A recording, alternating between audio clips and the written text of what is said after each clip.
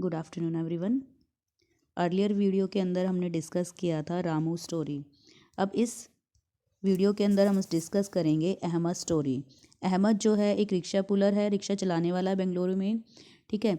ही shifted, यह झुमरी तलैया से अपने 3 भाइयों के साथ और 2 बहनों के साथ, साथ में उसके और पेरेंट्स हैं, इन सब के साथ आता है और एक झुग्गी में रहने लगता है। The survival of all members of his family depends on his daily earning from pulling rickshaw। अब पूरी इसकी जो फैमिली है किसके बेसिस पर सरवाइव करती है, वो किसके ऊपर डिपेंड है? रिक्शा के, मतलब एक दिन में रिक्शा चलाने से जो अर्निंग होती है उस अर्निंग पर ही ये सभी डिपेंड करती हैं। However he doesn't have a secured employment, हालांकि उसका जो काम है रिक्शा चलाने का वो ये नहीं है कि निश्चित है, डेली उसको काम मिलेगा ही। ये हो सकता है उसको एक दिन काम ना भी मिले और मिल भी जाए। तो उसकी जो अर्निंग है वो फ्लक्चुएट करती है। मीन्स कभी उसकी अर्निंग ज़्यादा हो जाती है, कभी कम और कभी नहीं भी हो पाती। During him some days he gets enough earning for him to save some amount after buying all his day to day necessities। Means उसकी जो अर्निंग है कुछ दिनों के अंदर जो भी वो कमाता है, अब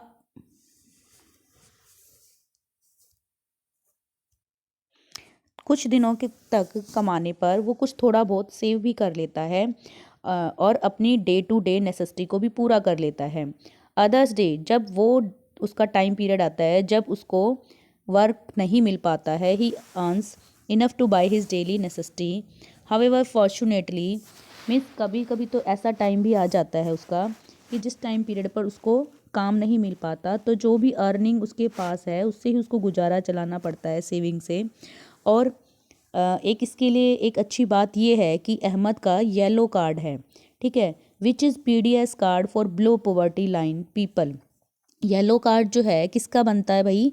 जो पॉवर्टी लाइन से बिलो होते हैं, ठीक है, गरीबी रेखा से नीचे होते हैं। विद दिस कार्ड, इस कार्ड की हेल्प से अहमद को जो है एक सफिशेंट क्वांटिटी में wheat, rice, sugar, kerosene oil जो है अपनी डेली अर्निंग, डेली यूजेस के लिए मिल जाता है। कहाँ से? PDS से। PDS कौन सी हैं? Public distribution system. इसके अंदर जो राशन की शॉप्स होती हैं गवर्नमेंट के थ्रू ओपन की गई।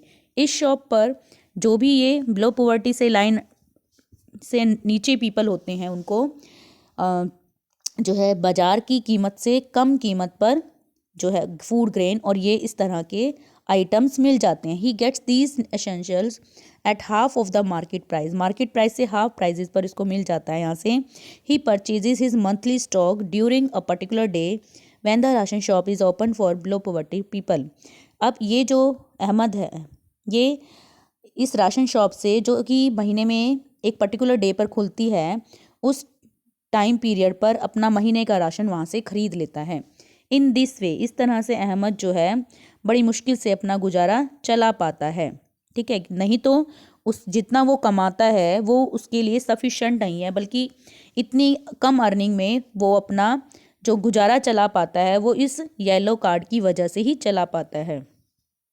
वरना इतनी बड़ी जो फैमिली है और उस फैमिली में अर्निंग करने वाला सिर्फ अहमद है, तो ऐसी फैमिली में गुजारा चलाना बड़ा मुश्किल का काम है। ये थी 2 स्टोरी, एक तो अहमद की स्टोरी और एक रामू की स्टोरी। अहमद की स्टोरी से हमने देखा कि कार्ड किस तरह से, जो ये राशन शॉप्स हैं, किस तरह से अहमद की हेल्प करती हैं। हमारा टॉपिक था हु आर फूड इनसिक्योर। तो हमने देखा था कि फूड इनसिक्योर कौन कौन से ग्रुप आते हैं। फूड इनसिक्योरिटी के अंदर फूड इनसिक्योर जो पीपल होते हैं ज़्यादातर कौन होते हैं? एक तो जिनके पास ना के बराबर लैंड होती है या नाम मात्र थोड़ी बहुत लैंड होती है, ठीक है, या फिर वो ट्रेडिशनल आर्टिशंस जिन्होंने कोई अपना पुराना काम स्टार्ट किया हुआ है और उसी को वो कंटिन्यू कर रहे हैं, बट उसकी आज इम्पोर्टेंस नहीं है।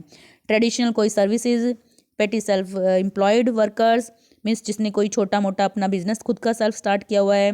डेस्टिट्यूट्स इंक्लूडिंग बैगर्स, बेसहारा, ठीक है, या इनके अंदर जो बैगर्स होते हैं, भिखारी होते हैं, वो सब। अर्बन एरिया की बात करें तो इनसिक्योरिटी में कौन से पीपल आ जाते हैं? इल पेड ऑक्यूपेशंस, यानी जो छोटा मोटा मतलब इस तरह का जो काम करते हैं जिनसे बहुत कम वेजेस उनको मिल पाता है। इसके अलावा जो कैजुअल लेबर होते हैं मार्केट के अंदर डेली वेजेस पर काम करने वाला, these workers are largely run his family even way. इस तरह के जो फैमिली मेंबर्स होते हैं वो अपनी डेली बेसिस की जो चीज़ें हैं बड़ी मुश्किल से अरेंज कर पाते हैं। अब इसके अलावा आता है भाई the social composition.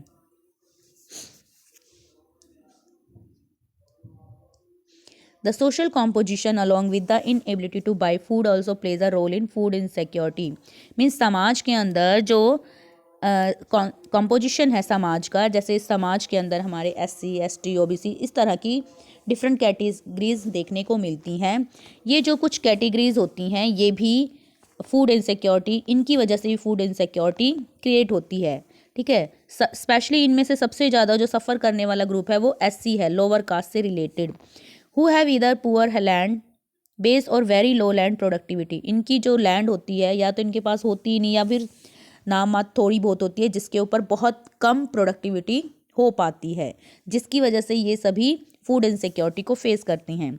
People affected by natural disaster, इसके अलावा वो लोग जो किसी नेचुरल डिज़ास्टर एरिया से, मतलब कहीं भी किसी भी स्टेट या किसी भी एरिया के अंदर अगर नेचुरल डिज़ास्टर आ गया है तो वहाँ से अफेक्टेड जो पीपल होते हैं उनको भी फूड इनसिक्योरिटी को फेस करना पड़ता है। इसके अलावा कुछ माइग्रेटेड पीपल होते हैं, यानी काम की तलाश में जो गांव से शहर की तरफ या किसी बैकवर्ड स्टेट से या बैकवर्ड एरिया से किसी एक डेवलप्ड एरिया की तरफ मूव कर जाते हैं वर्क की सर्च में, तो ऐसे लोगों को भी फूड सिक्योरिटी को फेस करना पड़ता है। ठीक है, a high incidence of malnutrition prevails among women, सबसे ज़्यादा जो पौष्टिक तत्वों की कमी या हम कह सकते हैं कुपोषण की जो एक सिचुएशन है वो हमें किस में देखने को मिलती है, महिलाओं के अंदर। This is a matter of serious concern, ये बहुत ही महत्वपूर्ण एक चिंता का विषय है क्योंकि it puts even the unborn baby at the risk of malnutrition, क्योंकि इस कुपोषण की वजह से एक अनबॉर्न बेबी भी सफ़र करता है। महिलाएं जो प्रेग्नेंट, स्पेशली प्रेग्नेंट महिलाएं होती हैं या नर्सिंग मदर, यानी वो मदर जिनके बच्चे 5 साल से छोटी एज के होते हैं, या फिर जो प्रेग्नेंट महिलाएं होती हैं उनको जब भूखा रहना पड़ता है अर्निंग कम होने की वजह से, तो सबसे ज़्यादा उस महिला और उस महिला के बच्चे की हेल्थ पर बुरा प्रभाव पड़ता है। ठीक है, तो वो भी फूड इनसिक्योरिटी को फेस करती हैं। एक NSS जो ये NHFS है, नेशनल हेल्थ एंड फैमिली सर्वे, इसके सर्वे के अकॉर्डिंग अगर हम देखें तो 1998 और 1999 के बीच में सर्वे किया गया इस ऑर्गेनाइजेशन के थ्रू, और इस ऑर्गेनाइजेशन ने क्या पता लगाया कि जो महिलाएं और बच्चे हैं, लगभग कितने 11 करोड़ महिलाएं और बच्चे जो हैं फूड इनसिक्योरिटी को फेस करते हैं।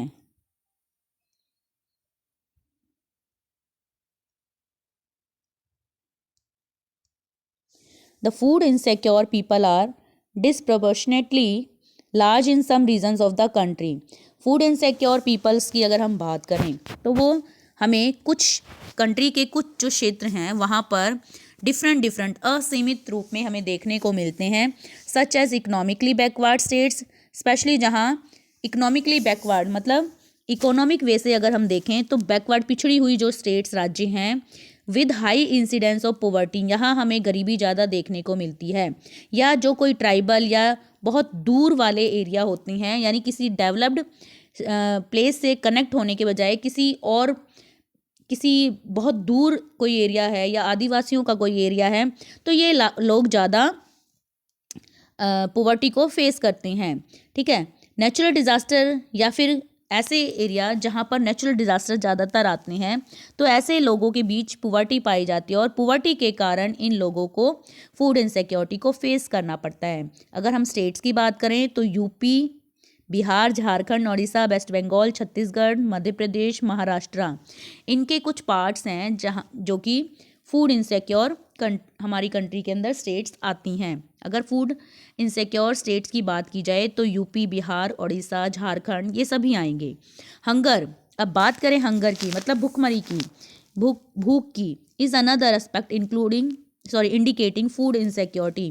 भूख भी एक दूसरा पहलू है जो कि फूड इनसिक्योरिटी को इंडिकेट करता है। Hunger is not just an expression of poverty. Hunger सिर्फ एक गरीबी का ही एक्सप्रेशन नहीं है, इट ब्रिंग्स अबाउट, बल्कि हंगर जो है, हंगर की वजह मतलब पॉवर्टी की वजह से हंगर आती है। The attainment of food security. Food security कब अटेन की जा सकती है, कब प्राप्त की जा सकती है? Therefore involves eliminating current hunger and reducing the risk of future hunger. Means जब हम प्रेजेंटली हंगर को रिड्यूस कर दें और जो फ्यूचर में हंगर होने के चांसेस हैं उनको जब हम कम कर देंगे, तब हम सही मायनों में फूड इनसिक्योरिटी को इंश्योर कर सकते हैं। हंगर जो है 2 टाइप्स होती है, क्रॉनिक और सीजनल हंगर। ठीक है, हंगर के 2 डायमेंशंस होते हैं, क्रॉनिक और सीजनल। क्रॉनिक हंगर कौन सी होती है? जब किसी पर्सन को एक लंबे टाइम पीरियड तक क्वांटिटी जितनी एक पर्सन को, हेल्दी पर्सन को चाहिए, और एक क्वालिटेटिव फूड अपर्याप्त मात्रा में मिलता है।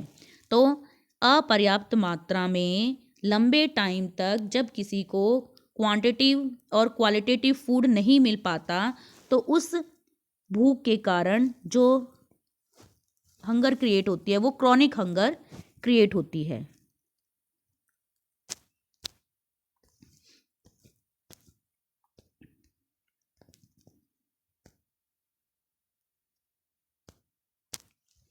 Poor people suffer from chronic hunger because of their very low income and in turn inability to buy food even for survival। अब जो गरीब लोग हैं वो सबसे ज़्यादा इस क्रॉनिक हंगर से सफ़र करते हैं। क्यों करते हैं? क्योंकि उनकी पुअर पीपल्स की इनकम जो है बहुत ही लो होती है, और लो इनकम होने की वजह से उनकी इतनी ज़्यादा हैसियत नहीं होती कि वो एक अच्छा और पर्याप्त मात्रा में जितना भोजन चाहिए वो खरीद पाएँ। कई बार उन्हें मान लीजिए हमें 2 टाइम का भोजन चाहिए, तो कई बार इनकम ना होने की वजह से उन्हें 1 टाइम ही खाना अपना खाकर गुजारा चलाना होता है। तो इस तरह से गरीबी की वजह से जब कोई भी पर्सन एक क्वांटिटिव और एक क्वालिटेटिव फूड अरेंज नहीं कर पाता एक अच्छी हेल्थ के लिए, तो उस टाइम पीरियड पर जो हंगर क्रिएट होती है उसे हम क्रॉनिक हंगर कॉल करेंगे। अब बात आ जाती है सेकंड, सीजनल हंगर। नाम से ही क्लियर हो जाता है सीजनल हंगर। सीज़न के अकॉर्डिंग जब किसी पर्सन को काम मिलता है तो उसकी इनकम हो जाती है। स्पेशली एग्रीकल्चर सेक्टर में हम देखें तो ये चीज़ ज़्यादा हमें देखने को मिलती है। हार्वेस्टिंग और सोइंग का जब काम होता है, टाइम होता है, उस टाइम तो एक एग्रीकल्चर लेबर को काम मिल जाता है। लेकिन जब हार्वेस्टिंग और सोइंग जैसे काम नहीं होते, तो खाली टाइम जब होता है उस टाइम पीरियड पर वो बिना किसी काम के होते हैं। ठीक है, तब उस टाइम पीरियड पर उनको टेम्प्रेरी कोई भी काम छोटा मोटा जो मिल जाता है उससे इतनी अर्निंग नहीं हो पाती कि उनका गुजारा चल सके। तो सीज़न के अकॉर्डिंग जो हंगर क्रिएट होती है उसे सीजनल हंगर कॉल किया जाता है।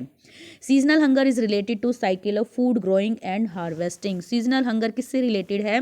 फूड ग्रो करने और काटने तक का जो एक साइकिल होता है एग्रीकल्चर के अंदर, उससे रिलेटेड है। This is prevalent in rural area because of the seasonal nature of agriculture activities. ये ज़्यादातर हमें रूरल एरिया में देखने को मिलती है क्योंकि एग्रीकल्चर एक्टिविटीज़ का नेचर होता है सीज़न के अकॉर्डिंग कोई भी काम होना। अर्बन एरिया के अंदर in urban areas because of the casual labour. Urban area की बात करें तो अर्बन एरिया के अंदर हमें जो डेली वेजेस पर काम करने वाले कैजुअल लेबर होते हैं उनके बीच हमें सीजनल हंगर देखने को मिलती है, क्योंकि ये जो कैजुअल लेबर होते हैं ये कंस्ट्रक्शन लेबर भी हो सकते हैं और कंस्ट्रक्शंस के टाइम पीरियड पर इनको काम मिल जाता है। लेकिन जब भी रेनी सीज़न आ जाए तो उस टाइम पीरियड पर कंस्ट्रक्शन जो वर्क है पॉसिबल नहीं हो पाता, तो उस टाइम पीरियड पर उनको उस दिन काम भी नहीं मिलता रेनी सीज़न के अंदर। ठीक है, तो इस टाइम पीरियड पर जब इन्हें काम नहीं मिलता तो इनकम कहाँ से आएगी? इनकम नहीं होगी तो इनको भूखाई 2 के बजाय 1 टाइम हो सकता है, 1 टाइम भी ना इनको खाना मिले। तो ऐसी सिचुएशन में जो हंगर क्रिएट होती है उसे सीजनल हंगर कॉल किया जाता है। This type of hunger exist when a person is unable to get work for the entire year. इस तरह की हंगर कब हमें देखने को मिलती है? जब पूरा साल में एक पर्सन को कुछ टाइम पीरियड के लिए वर्क ना मिले। क्लियर? तो ये देखिए बेटा, नीचे हमारी ये हंगर की एक टेबल दी गई है, सीजनल क्रॉनिक की हंगर, टोटल हंगर कि 1983 में टोटल हंगर 18.5 थी, 2000 में 3.3 हो गई। अर्बन की अगर हम बात करें 6.4, 1983 में 6.4 थी, 2000 में 0.9 हो गई है। तो मीन्स इस रेशो को अगर हम देखें, इस टेबल को अगर हम देखें तो हंगर में कमी तो आई है, ठीक है। The percentage of seasonal as well as chronic hunger has declined in India as shown in the about table. तो जैसा कि हमने ऊपर दी गई टेबल में हमने देखा इस वाली में कि इंडिया के अंदर जो क्रॉनिक और सीजनल हंगर है वो डिक्लाइन तो हुई है, ठीक है। India is aiming at self sufficiency in food grain since independence. स्वतंत्रता के बाद से ही, मीन्स जब हमें स्वतंत्रता मिली तब से ही इंडिया का एम रहा है, ये उद्देश्य रहा है कि वो सेल्फ सफिशिएंट रहे फूड ग्रेन्स के मामले में। मीन्स वो इतना उसके पास अनाज हो कि वो अपनी कंट्री की ज़रूरतों को पूरा कर सके, उसको किसी के ऊपर डिपेंड ना होना पड़े। After independence Indian policy maker, India स्वतंत्रता के बाद भारत के अंदर जिन्होंने भी पॉलिसी बनाई है उन सभी ने इस तरह की पॉलिसीज़ या मेजर्स अपनाए हैं कि वो फूड ग्रेन्स से रिलेटेड जो भी एक अचीवमेंट है उसको पूरा कर सके, मतलब उसको अनाज के लिए सेल्फ डिपेंडेंट रहे, किसी और भी कंट्री के ऊपर वो डिपेंड ना रहे। India adopted a new strategy, और इसको पूरा करने के लिए, अचीव करने के लिए इंडिया के अंदर एग्रीकल्चर सेक्टर से जुड़ी कुछ पॉलिसी स्ट्रेटेजी बनाई गई, जिसका रिजल्ट निकलता है ग्रीन रिवोल्यूशन। स्पेशली जो ग्रीन रिवोल्यूशन है इसने वीट और राइस की प्रोडक्शन को फोकस किया। मतलब ग्रीन रिवोल्यूशन के थ्रू, जो कि 1960 में MS स्वामीनाथन के थ्रू इंट्रोड्यूस की गई थी, ठीक है। तो उस टाइम पीरियड पर अनाज की कमी को देखते हुए, अनाज की कमी को दूर करने के लिए, सेल्फ सफिशेंट इंडिया बनाने के लिए ग्रीन रिवोल्यूशन को इंट्रोड्यूस किया गया। और इसके दौरान गेहूं और चावल की फसल पर सबसे ज़्यादा फोकस किया गया ग्रो करने के लिए।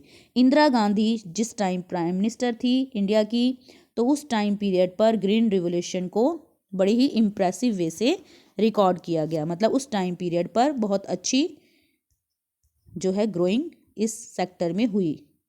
Agriculture by releasing a special stamp and title wheat revolution in July 1968।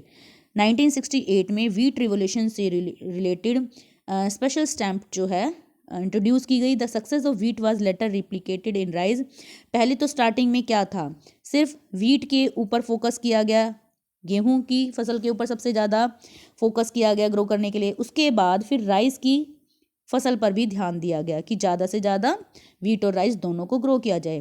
The increase in food grains was however the disproportionate, the highest rate of growth has been achieved in UP, Punjab, where food grain production reached an all-time high of 78.9 million tons in 2012-13. Production of food grain in Uttarakhand, Jharkhand, Assam, Tamil Nadu has dropped. देखिए यहाँ पर बताया जा रहा है कि जो growth rate था इसका वीट का और राइस का, वो उत्तर प्रदेश और पंजाब में हमें देखने को मिलता है 2012-13 के अकॉर्डिंग। अगर बात करें उत्तराखंड, झारखंड, असम, तमिलनाडु की, तो यहाँ पर इसका वीट और राइस का जो ग्रोइंग एक रेशियो है वो डाउन गया है। West Bengal and Uttar Pradesh on the other hand recorded significant increases in rice. 12-13 के अकॉर्डिंग यूपी और वेस्ट बंगाल के अंदर राइस की कल्टीवेशन को भी बहुत बढ़ाया गया है। नेक्स्ट टॉपिक आता है food security in India. Since the advent of the Green Revolution in the early 70s, the country has avoided famine even during adverse weather condition.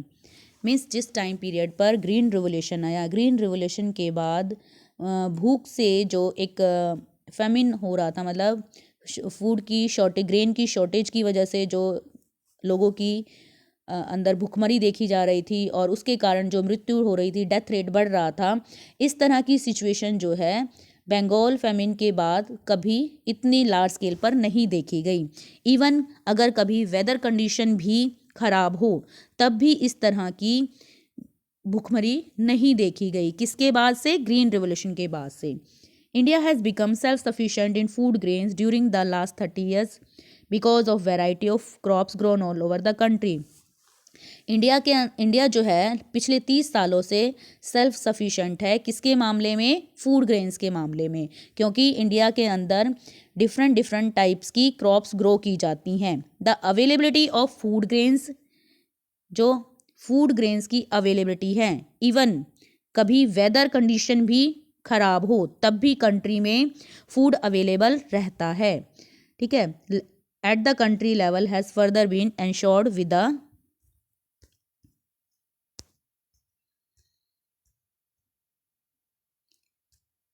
तो कंट्री के अंदर फूड सिक्योरिटी को सुनिश्चित करने के लिए गवर्नमेंट ने इसके सिस्टम 2 कंपोनेंट जो हैं स्टार्ट किए गए हैं।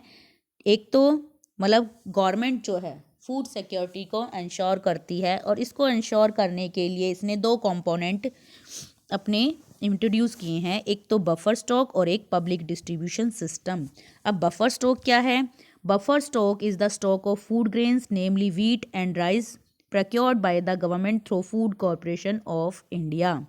ठीक है, फूड कॉरपोरेशन क्या है? एक ऐसी इंस्टीट्यूट ऑर्गेनाइजेशंस है जो कि फार्मर से एक मिनिमम सपोर्ट प्राइस पर फूड सरप्लस प्रोडक्शन को खरीद लेती है।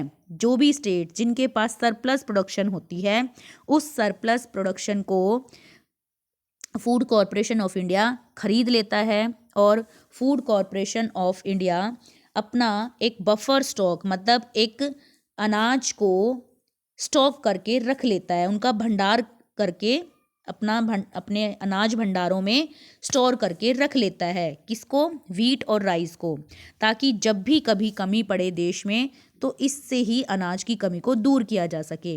गवर्नमेंट क्या करती है? फूड कॉरपोरेशन ऑफ इंडिया से जो भी पीडीएस शॉप्स हैं उन तक ये अनाज लेकर यहाँ से पहुँचा देती है, ताकि गरीब लोगों की हेल्प हो सके, उन तक वो खाना एक उचित दामों पर पहुँच सके। तो ये मिनिमम सपोर्ट प्राइस जो है ये किस लिए इंट्रोड्यूस किया जाता है या अनाउंस किया जाता है गवर्नमेंट के थ्रू, और कब किया जाता है? ये एमएसपी जो है मिनिमम सपोर्ट प्राइस, ये क्रॉप को ग्रो करने से पहले ही, मतलब जब सोइंग सीजन आता है, क्रॉप को ग्रो करने का, बोने का, बीज बोने का जब समय आता है, उससे पहले ही गवर्नमेंट जो है हर साल क्या कर देती है? एक प्राइस अनाउंस कर देती है। ठीक है, कि मान लीजिए फसल जब ग्रो हो जाएगी, चाहे मार्केट में कोई भी प्राइस हो, लेकिन गवर्नमेंट इस मिनिमम प्राइस पर खरीद लेगी, तो किसानों को ये भी टेंशन नहीं होती कि मान लीजिए कभी मार्केट में ज़्यादा प्रोडक्शन हो गई तो उस वजह से रेट डाउन चला जाए। ठीक है, मतलब जब बहुत ज़्यादा अनाज हो जाएगा तो क्या होगा? मार्केट में ट्रेडर्स जो है खरीदने वाले, वो उसको लोग रेट पर खरीदेंगे। तो अब ये टेंशन भी उनको कि चाहे कितना ही वो ग्रो कर लें, लेकिन गवर्नमेंट जो है एक एमएसपी प्राइस पर ज़रूर उनका खरीद लेगी। तो इसलिए वो किसी ट्रेडर को बेचने के बजाय गवर्नमेंट के अंदर गवर्नमेंट को ही बेचते हैं, क्योंकि गवर्नमेंट ने उन्हें पहले ही एक एमएसपी रेट बता दिया होता है। अब इस एमएसपी रेट की वजह से ही फार्मर जो है अपना हर साल क्रॉप प्रोडक्शन को बढ़ाते ही रहते हैं। ठीक है, before the sowing season to provide incentive to the farmer for raising the production of their crops, farmer अपनी प्रोडक्शन को बढ़ा सकें, इसलिए जो गवर्नमेंट है पहले ही उनको एक एमएसपी प्राइस जो है वो डिक्लेयर कर देती है उनके लिए, जिससे फार्मर मोटिवेट हो जाते हैं, प्रोत्साहित हो जाते हैं इस क्रॉप को ग्रो करने के लिए। The purchased food grains are stored. अब एफसीआई क्या करता है? फूड कॉरपोरेशन ऑफ इंडिया किसानों से ये सरप्लस फूड सारा खरीद लेता है और उन्हें अपनी अनाज भंडारों में, अपनी ग्रेनरी में स्टोर करके रख लेता है। अब बात आती है नेक्स्ट की बफर स्टॉक क्यों क्रिएट किए जाते हैं सरकार के द्वारा? ये किस लिए किया जाता है भाई? ताकि जो पीडीएस है, पब्लिक डिस्ट्रीब्यूशन सिस्टम है, मतलब इसके अंडर जो गवर्नमेंट के थ्रू राशन शॉप्स ओपन की गई हैं उन तक, या जो पुअर स्ट्रेटा के लोग हैं समाज में, या जो अफेक्टेड एरिया होते हैं नेचुरल डिज़ास्टर से, या फिर ऐसे पर्सन जो बैकवर्ड एरिया हैं, ठीक है, उन लोगों तक मार्केट प्राइस से कम प्राइस पर अनाज अवेलेबल कराना उनके लिए। और मार्केट प्राइस से कम प्राइस पर जब कोई अनाज प्रोवाइड करा जाता है तो उसे इशू प्राइस कहा जाता है। ठीक है, this also help resolve the problem of shortage of food during adverse weather condition. Issue price की वजह से जो शॉर्टेज हो जाती है फूड की, चाहे वेदर कंडीशन ख़राब हो या कोई भी नेचुरल डिज़ास्टर आ जाए, कैलेमिटी मीन्स आ जाए, ठीक है, तो ऐसे टाइम पीरियड पर इन पुअर स्ट्रेटा के लोगों को हेल्प मिल जाती है, इन तक ये फूड पहुंच जाता है।